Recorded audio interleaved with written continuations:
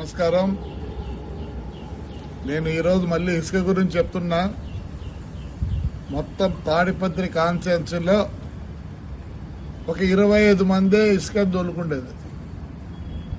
వాళ్ళందరూ నాకు ఆప్తులు, 5 ఏళ్ళు నాతో పాటు కష్టపడిన వాళ్ళు.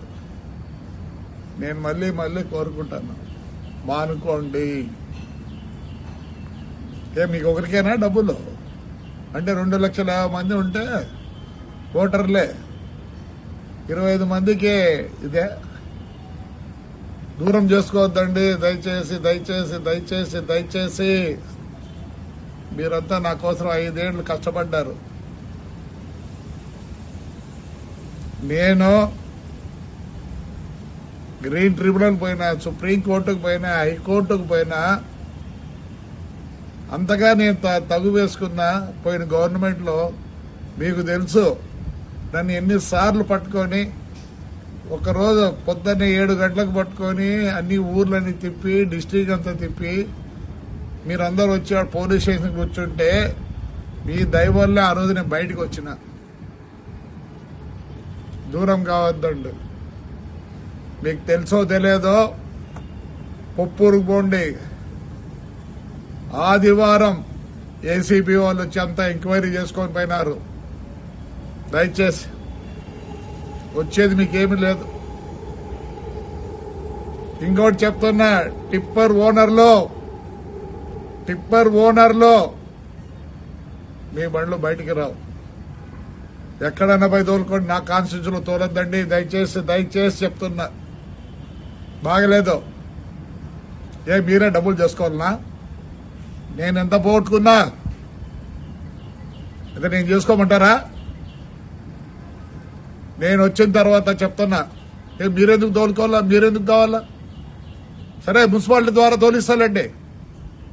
మున్సిపాలిటీ ద్వారా తోలిస్తా. దండిగా చేయొచ్చు పని.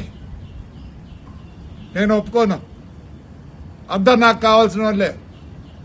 మీకు అమ్మేది కూడా తెలియదు, మీకు ఎట్లా అమ్మాలో కూడా తెలియదు. నాకు తెలుసు మీరంతా ఎవరిని ఉపయోగించుకుంటారో. పోయిన గవర్నమెంట్ లో వాళ్ళకి తెలుసు ఎట్లా అమ్మాలనో. అది మీరు చేసే వాళ్ళ సహాయం లేకపోతే మీరు ఒక ట్రిప్పర్ అమ్ముకోలేరు, ఒక ట్రాక్టర్ అమ్ముకోలేరు.